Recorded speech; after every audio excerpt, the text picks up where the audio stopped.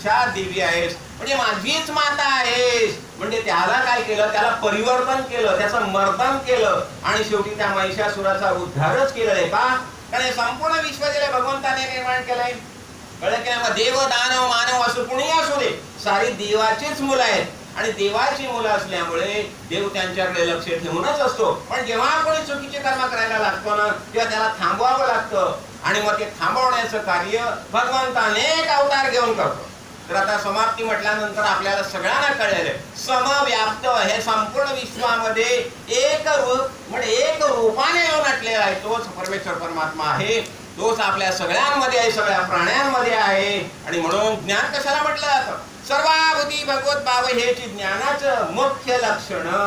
सद्गुरु माऊलीच्या कृपेने या मातेने आपल्याला असं ज्ञानामृत पाजलेलं आहे, तेव्हा आपल्याला आणखी पुढे जाण्याची आवश्यकता नाही. मी नेहमी म्हणतो ना, जर आई घरात पंचपक्वान्नाचं जेवण देत असेल तर मुलगा खानावळी जेवायला जाईल का?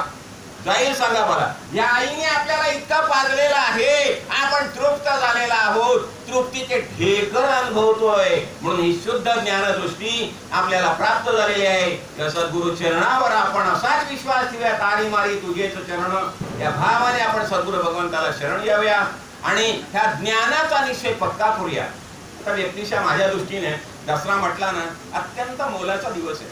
पहिली गोष्ट म्हणजे मी 68 साली दसऱ्याच्या दिवशी महाराजांकडून वरळी आपल्या रेल्वेचा हॉल आहे ना, त्या हॉलमध्ये महाराजांकडून अनुग्रह घेतलेला आणि बाप्पाने सुद्धा मला लग्न करायचं नव्हतं.